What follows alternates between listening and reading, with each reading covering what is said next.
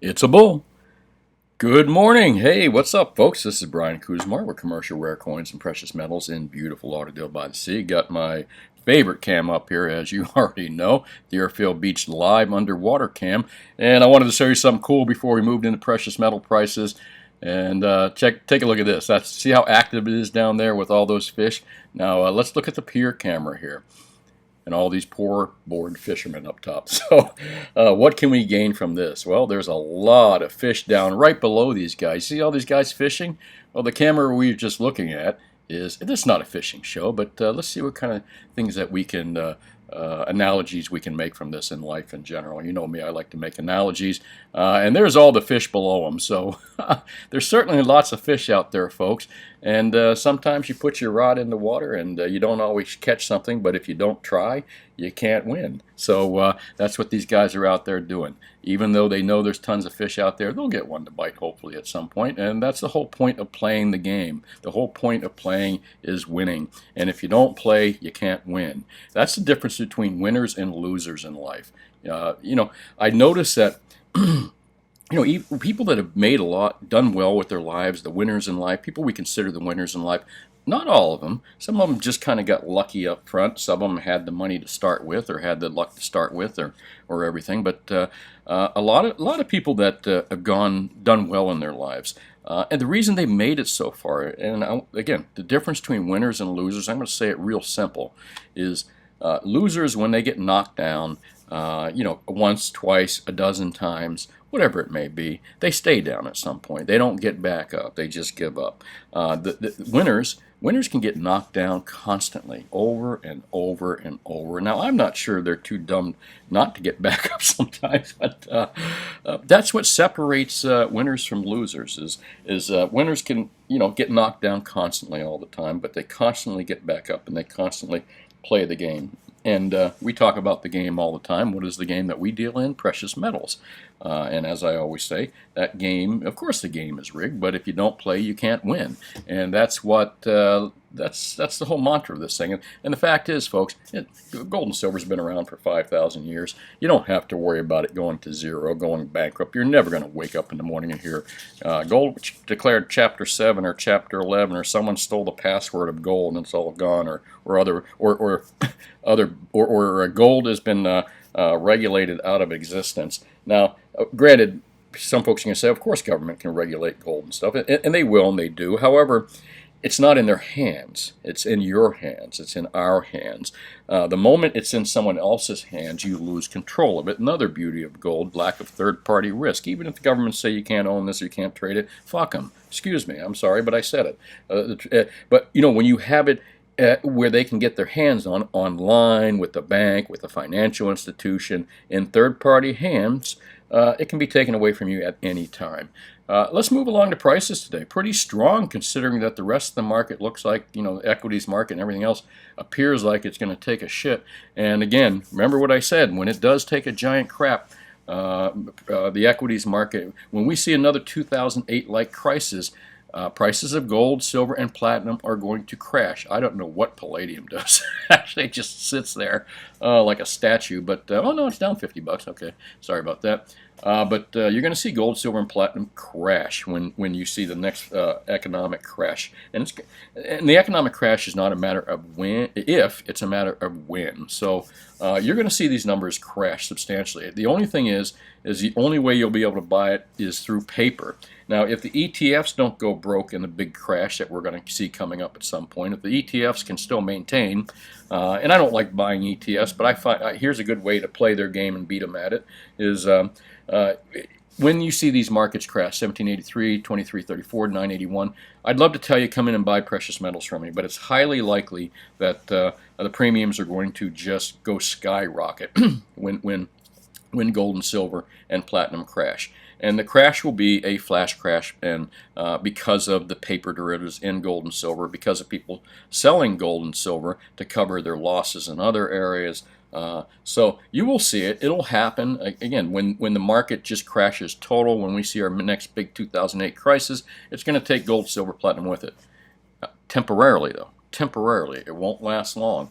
And again, if you can trade on that temporary kind of downside, The only trade I can see, to be honest with you, is with SLV probably, and I hate to say it, or one of those type trades, or maybe one of the more riskier trades where you can double and triple up. Because again, you know that the price of metals, that paper price will shoot up at some point, or maybe the paper price will just be completely destroyed, and we'll come up with a new physical discovery price. But that's a different story for a different day. Let's look at prices overnight. 1775, a pretty good range there for gold, to 1792. She keeps kind of charging up in that 1790 range. It seems like mostly in overnight markets, and I'm gonna say I think it's possible Asian markets are kind of bumping up the price of gold, and mostly gold, but silver as well, and platinum, I'm sure, on a nightly basis, because a trend that I've noticed lately is that the opposite, from what I've seen for a little while, is it appears that the Chinese are back buying gold, and the Asians are back buying, the Asian countries are back buying gold. So what we've got going on here is not a failure to communicate. What we've got here going on is overnight markets are kind of leading the way, and New York is kind of slowly chipping away at the gold and silver prices. That's what I've noticed for the last couple of weeks here, or at least the last week or more. Kind of tough to tell these days. All seem the same nowadays. Especially the longer you do this, it's hard to tell one day from another. Silver 23.12, boom, trying to bang it down to that lesson. Wow, that was probably, let me see here, 23. Again, I didn't watch markets last night, so I can't tell you when silver kind of got banged to that 23.12 level. Maybe that was a close yesterday, I forget. High 23.56. We're currently sitting at 23.34. Man, silver's just abnormally cheap. There's some crazy shit going on with silver for sure. Gosh, man, I just like it. The cheaper I see it get, the more I kind of want to accumulate more ounces for myself. And again, just waiting for the day that, and it's going to happen when we see that explosive upside. And again, it's going to happen here. You see the writing on the wall more and more and more. What day? Who knows? Don't have my crystal ball operating today. Platinum 981.21, down below that $1,000 mark. What a great buy platinum is. 963 as a low to 1,000 at the high. Platinum and palladium's down as well. I think that the spot prices right here are indicating that something financial, something big's happening. And I think that's why we're seeing gold. Again, I have said many times in the past that I believe that gold, especially gold, silver and platinum, who often follow, are canaries in the gold mine. They're kind of like the bellwether. Is the bellwether the right term?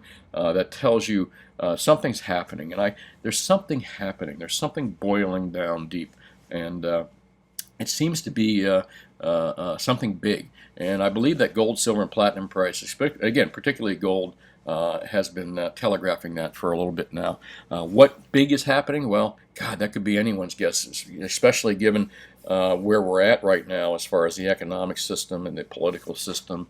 It looks like it's just spinning, and it seems to be spinning faster, and I'm just waiting for parts to start flying off. And we're already starting to see it. I mean, look at what happened with the war thing the other day. I mean, I hate to say it, but almost every empire that's been over in that region has failed shortly after leaving that empire. Look what happened to the Russians after they left there. It wasn't too much longer that entire Russian empire, the Soviet Union, I should say, just failed. Gosh, I hope history doesn't repeat itself after the 10th time in that region. And, more or less what I just said is that these politicians and officials and media, they never learn their fucking lessons, folks. And let's move along here, because I don't want to go political right now. It's too early. Let's talk about gold still. Nothing new in gata.org. Gata.org, as you know, is the #1 site out there for gold and silver stackers, because they tell you who the casino is, how the casino rigs the game, who the players are, and this is all valuable information, folks. But again, nothing to talk about right now. We spoke about this article yesterday, Financial Times, believe in unicorns, not gold, Craig Hemke's article. So we gone over these. The newest article on there is rare 1804 silver dollar sells for a record-breaking $7.7 million. That's for a U.S. silver dollar made in 1804. Heavy, heavy, heavy. Boy, that's heavy hitting stuff there. However, rare coins have become like rare art. The top big stuff is just like the rare art. The rare artist. It brings the top money in the millions of dollars, and then there's everything else in between. And then you got your cheap coins. But as you know, I'm a coin dealer, so I'm always interested in this type of stuff as well. At some time, I may start doing coin videos. It's just these things take a little bit of time out of my day, and I'm always busy. But I would really like to, because it is one of my specialties. I'm a rare coin dealer. I'm a numismatist. So I would like to talk about coins someday, and maybe we will here. Oh, listen, this conference is coming up. Any listeners that live in this immediate area up in Louisiana, I believe it is, New Orleans, should attend this investment conference. There's some great people here. I would love to go listen to Rickard's Gammon. I'm not quite familiar with him. Williams' book bar. Grant, I've heard him speak. Ron Paul, big fan of Ron Paul. Casey, what a great lineup here. And Rick Rule, there's Rick Rule there too. Wow. If you live in the immediate area and you can make the drive, go see this, I'd highly recommend you do. And let me know. Give me a call. Let me know how it was. Let's go into ZH real quick. Mostly political stuff here. Not too much to talk about precious metals.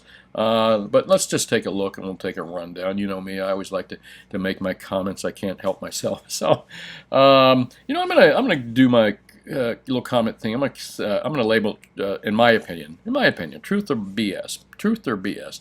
Let's talk about this. Landmark study provides COVID. Oh, I'm sorry, I shouldn't say that word. Much less effective than advertised.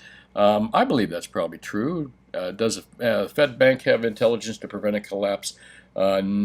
Intelligence, the Fed Bank, and I was going to read this article. I got one article we're going to go into in a little bit, but I figured we've talked about the intelligence of the Federal Reserve, and I've called them morons and dummies and stuff in the past, and that's unfair, completely unfair, because the Fed is really run by a bunch of geniuses. The fact that they've been able to keep this ball rolling straight as long as they have is freaking incredible. So anyone that thinks the Fed's is stupid, they don't lack intelligence, completely wrong. These guys are chess players, man. They have it figured out, multiple layers ahead. I'm sure they've got some kind of softwares, many types of softwares, predictive softwares and things that they use.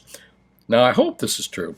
I hope they're not all sitting back drinking wine and eating caviar and relying on nothing to make their decisions, other than a toss of a coin. Well, let's not go there. But I believe they're pretty bright people, unlike our politicians. Well, I think some of our politicians are bright.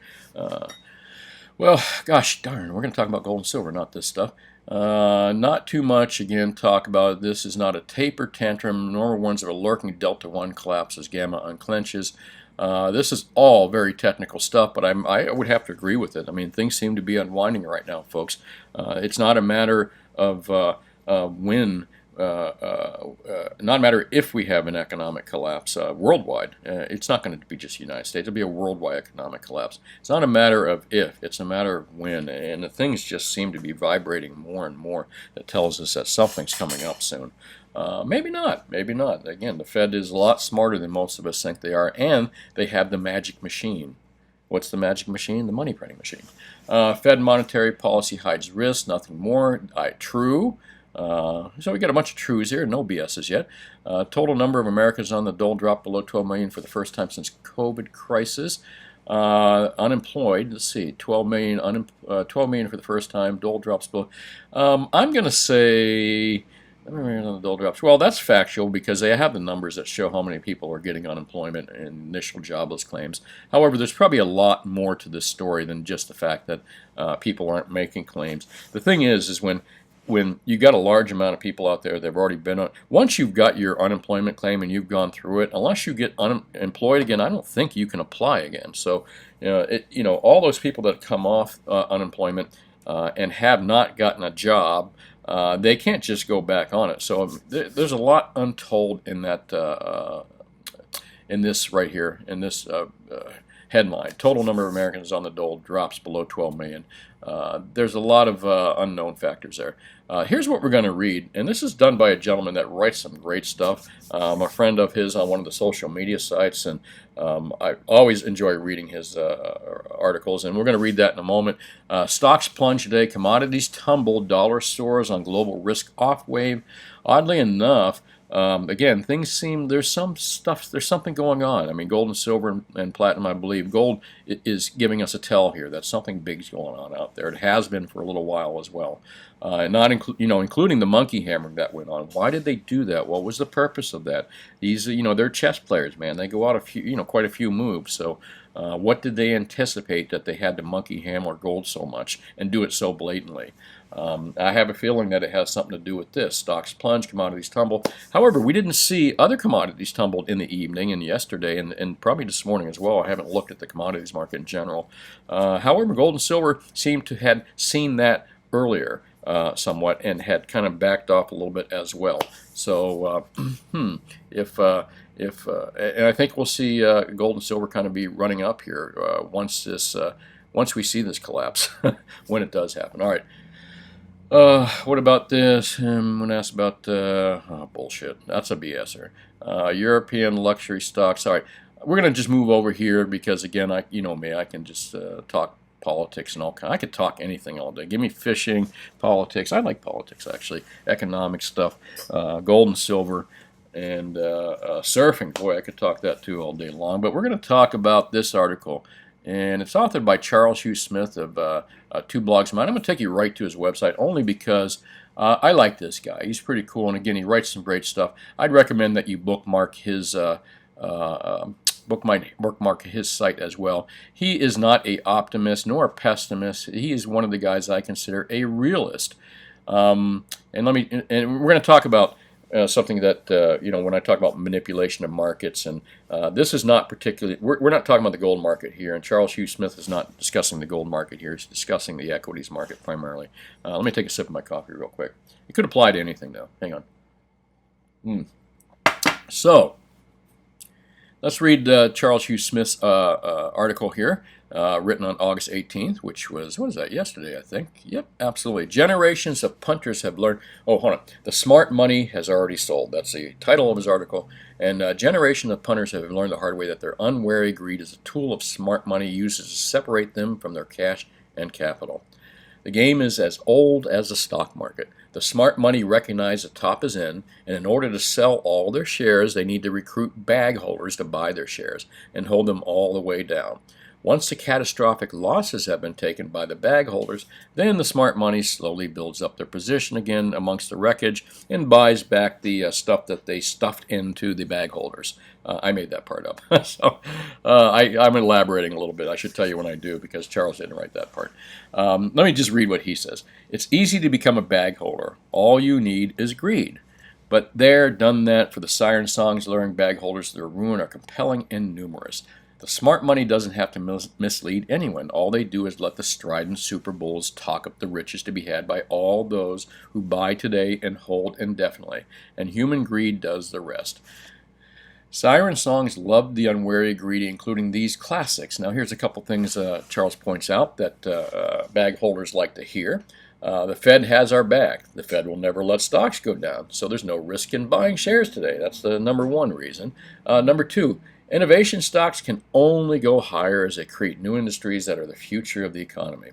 The third reason, institutional buyers are coming in, and that means prices can go only higher. God, this sounds like a lot of stuff we heard recently with the crypto market. Sorry to say that, but it's true, except for the Fed has their back. And this thing, though, you could say about crypto. Innovation stocks can only higher. Institutional buyers are coming in. Remember, the whales were coming in. Everything was going to be good for crypto people. In fact, it was the opposite. The whales just destroyed the bag holders. Number four, this is a new era. Old measures of valuation no longer matter. And number five, over time, stocks only go higher. So buy and hold is the winning strategy. So the greatest ally of smart money is buy the dips. Now, I talk about buying dips all the time, but there's a little difference here, and we'll get into that as well. The greatest ally of smart money is to buy the dip. As the bag holders trained to buy the dip will continue buying every dip on the way down until their capital is expended. Bag holders see every rally off a dip as proof buy the dip's work, when every rally off a dip has been engineered to suck in bag holders. Every rally is another opportunity for the smart money to sell. The greatest hindrance to smart money is selling is low volume. The main point of selling is to dribble out, they dribble out small shares in such modest doses, and the price doesn't move because they're not putting out. And again, listen, that was the big difference. What we saw with the gold smackdown. And again, it points out here, the main point of selling is to dribble out shares. Now, that's what smart money does. That's what smart money does when they're trying to lure in the bag holders. They literally sell in small little groups and blocks. They're not trying to destroy the market overnight. Big difference than what we saw last week with gold when it got destroyed overnight and selling in a low volume market, selling huge amounts in a low volume market. Big difference here. And if a big block of shares is dumped all at once, then the price collapses in low volume markets. And again, they don't do that. Smart money does not do that. That's why we knew the big smackdown last week on Sunday night was not smart money. Definitely not smart money. And myself pointed that out, and I pointed that out many times, that these smackdowns in precious metals that are done in low volume markets when no one is trading in such huge volumes are nothing more than smackdowns. It is not smart money getting out of gold and silver. Definitely not, without a doubt. Those are smackdowns. And Charles points this out exactly here. If they dump it all at once, then the price collapses, and smart money doesn't do that. So the smart money sells slowly and methodically, transferring hundreds of millions of shares over time to 1 million bag holders who each buy 100 shares. And I can't tell you how important this paragraph is right here, because again, we saw gold getting hit in low volume markets, but again, it was not smart money, and that's the primary emphasis of my point here. Is what we've been seeing in smackdowns in precious metals is not smart money, it's manipulation. And why would they manipulate the price down? Because they want to purchase more. This is not about selling, folks. This is not about, for gold, it is not about selling, has not been about selling to a bunch of bag holders. They don't want you buying gold, precious metals. They want you buying the paper. They don't want you buying the physicals. So they're trying to smack people out of precious metals, especially the physical markets, while they're buying it up themselves. This was not smart money. The smart money is buying gold, actually, and that's what the smackdown with gold was last Sunday night. Let's look at the rest of his article. Sorry, I get off track a little bit. When questioned, the smart money prevaricates. Ooh, I like that word. I got to admit, I don't know what that is. I'm sorry. I am that ignorant sometimes. When questioned, the smart money prevaricates with generalities rather than show their hands. The market is constructive and supportive of equities, etc. Meaningless terms intended to mask their steady selling and lull the bag holders into a false confidence in the Fed. Innovation leaders buy the dip. This time it's different. Blah, blah, blah. And again, that's what smart money does. They jawbone. And we've talked about jawboning how many times? They jawbone you bag holders into buying the paper derivatives. They jawbone people into getting into the fiat currency. They jawbone people into the housing market. They jawbone people into the stock market. And at some point, the smart money is going to drop the hammer and sell all their stuff and leave average Joe out there holding the bag. And that's why they call the average Joe the bag holder. The smart money can count on one thing: greed is sticky.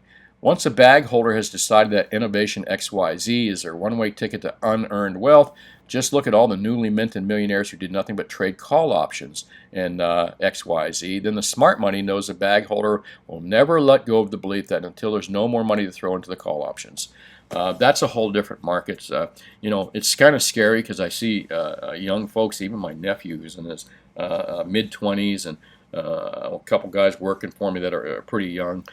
They're all over in that Robinhood buying and selling trades, selling stocks and stuff, which I find kind of entertaining. It's nice to see young people out there doing trades and learning about that stuff. However, I've told them, in my opinion, I think they're going to be bag holders.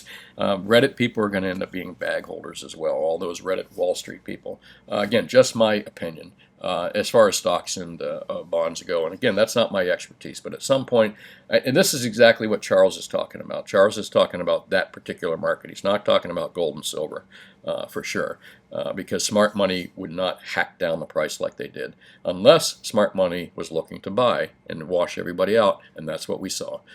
Generations of punters have learned that hard way that their unwary greed is a tool the smart money uses to separate them from their cash and their capital. And again, that's exactly what they do. That's exactly what I think the Wall Street Reddit crowd is all about. It's the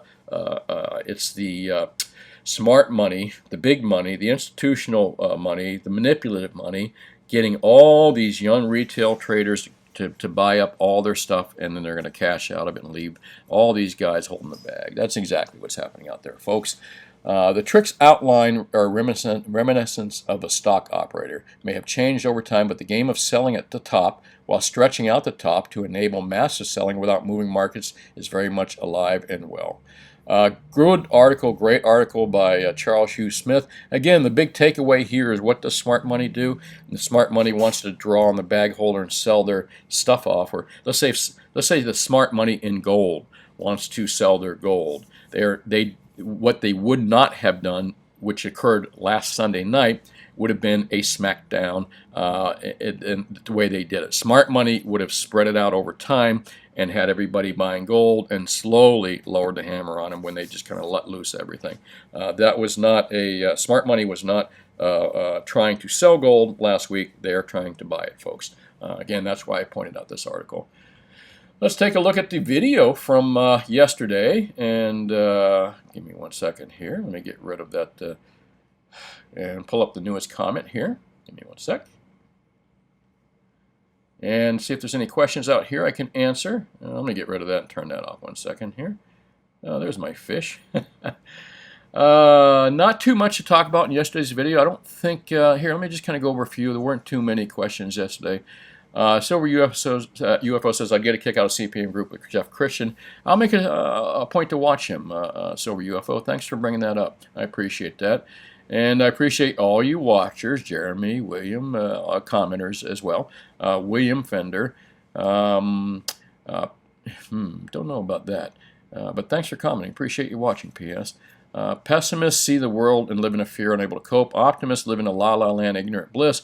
Realists see the way the things are really good and bad, prepare appropriately. You choose. I know where me and mine will be. Okay, Eric, I agree 100%. You know, really, optimists do live in la-la land, and most of the time they're bag holders. Pessimists just don't play the game. They're the losers that once they get knocked down, they never get back up. Us precious metal people are realists. That's probably a good way to look at it. Thanks for watching, Eric. And Heart of Texas says, why didn't Nixon just increase the price of gold to match the inflation? Excellent question. I'm really not quite sure, because the government can raise the, well, you know, right now I believe our government has the gold. The Fed, I'm not sure our government has it or we even own it, but the Fed has gold, and central banks own gold, but Fed owns gold at the official rate of $42 per ounce now, I think if they repriced it to the current level or a higher level, they could increase the amount that they own, but they're never going to be able to, you know, even if gold probably went to $1 million an ounce, they're never going to be able to pay off this deficit, even if gold was all the gold they had and had $1 million an ounce. Now, I kind of made that up, but they're just beyond paying off deficits and stuff like this. They're going to go into default at some time. There's going to be big defaults coming up. But again, I digress, something I do often. Sorry about that. Thanks for watching, TL, Chris Fetters. I appreciate that as well.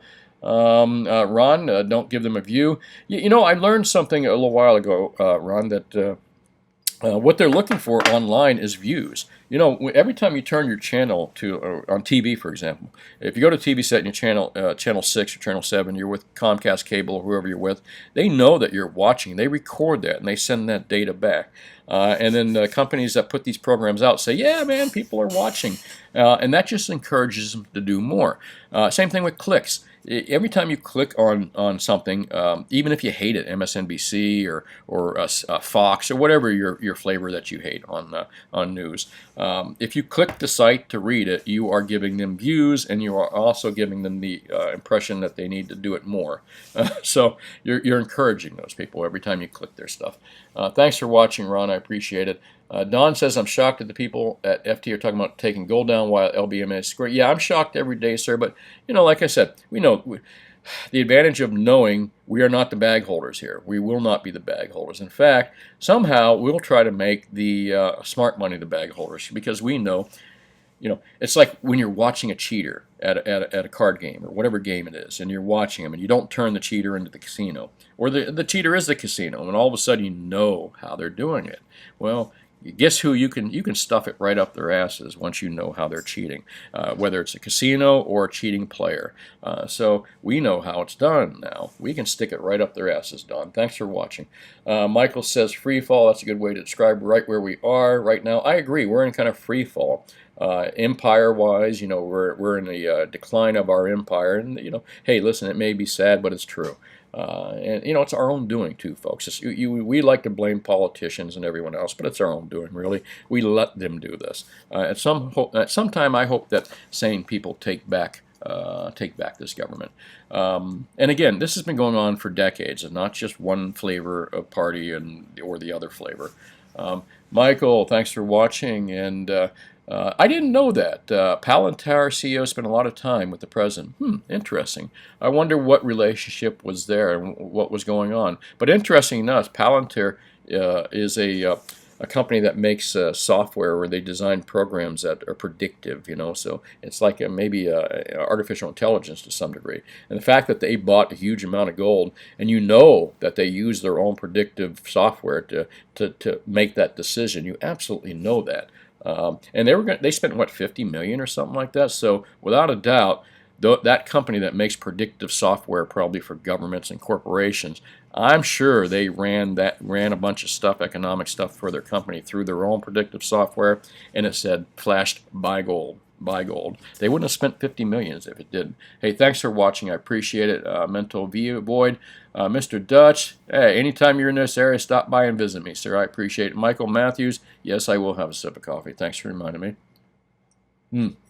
Coach, getting a little dry there. Thank you, sir. Appreciate that. Always looking for good content. Thank you, sir. Appreciate you all watching. The biggest thing if you want to pay me back somehow, spread the word out there. I mean, I'm not talking about just spread out get people to subscribe to my site, and of course I like that, and I like you sharing my videos.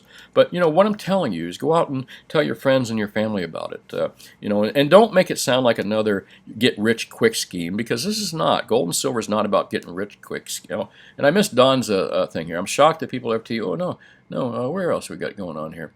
And I saw someone out there that was Master Sensei was a little disappointed. Another fantastic day for the deadest asset on the planet. I can't tell if it's tongue-in-cheek, Master Sensei. I appreciate you watching and everything, but it's deadest asset on the planet would be that's not a fair assessment, and it's kind of negative a little bit. I don't see it as a dead asset on the planet at all. I just think that it's been kept low. A lot of assets have been kept low. A lot of commodities have, and they're purposely done so. But no less, it provides you a great opportunity to buy these things. And as I've said so many times, Master Sensei, if you're looking to get rich in precious metals, you're in the completely wrong market. Now, you can make a lot of money when the shit hits the fan. You will make a lot of money up front. However, down the road, if the shit hits the road and gold goes and silver goes way up and you made a lot of money, chances are the economy is going to be falling apart even worse. So really, it's all about wealth preservation. And I've said that so many times. If you're buying gold and silver and thinking of it like cryptos or going to a casino, you're in the wrong market. This is all about wealth preservation. Well, let's move along to best deals out there. And I put up a little different picture here, save, because the best deals save you money. And you don't want to be paying too much premium for any precious metals out there. Best deals out there, I think, still, unless you're going into esoteric product or 100-ounce silver bars, which you can buy at spot plus $3 or less. We have them available here. And same thing with 1 ounce and 10-ounce silver bars, spot plus $3.75 or less. Again, depends on the quantity that you're buying. And I would recommend, folks, that you don't pay much more than that if you don't live in my area, because as I say, always I advertise to beat APMEX, SD Bullion, and JM Bullion. They're the bigger online companies, and I have to be competitive because the younger crowd wants me to. And I make more customers and make more money that way. And it's pretty easy to beat their prices because I don't have the overhead they do. So easier for me to do it. And it's better to get the business than not get it at all. So I can operate these levels, they can't. No less, those are good companies, and I'm not saying anything bad about them. And if you have no choice and you live in Alaska and you have no coin dealer for 500 miles, then maybe you might want to shop with those guys online. But I always advertise keep that money local for many reasons. Buy local, save jobs, not just save jobs, but it keeps that money in your community, which is super important. Once you bought something outside your state, you're pretty much, and not only that, they're making you pay sales tax on it now, which is even more ridiculous. Maybe not in precious metals, but other products. But once you ship that money out of your state, it's gone, folks. It's gone. It's gone from your community forever. You know, if you spend it with your local dealer, your local precious metal dealer, it stays in the community. It really does. And it gets cycled back through you somehow. Trust me on this, it does. So very important to buy local, avoid buying online when at all possible. Strengthen your local communities and your local business. I highly recommend it. That's about it. This is Brian Kuzmar with Commercial Rare Coins and Precious Metals in beautiful Lauderdale by the Sea. Call me anytime at 954-493-8811 between the hours of 10 and 4. Mondays through Fridays. Happy to help you out with whatever you need. And that's really about it. Thanks for watching, folks. You all have a great day, and talk to you soon. Bye now.